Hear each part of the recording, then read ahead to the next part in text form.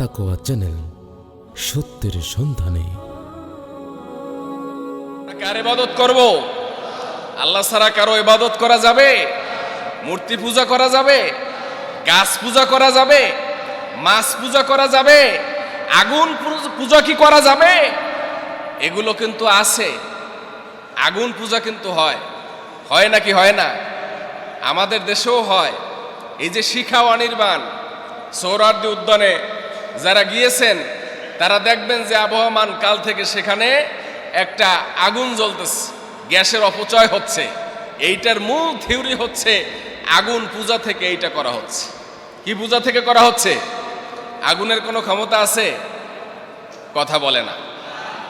আগুনের ক্ষমতা কে দেন?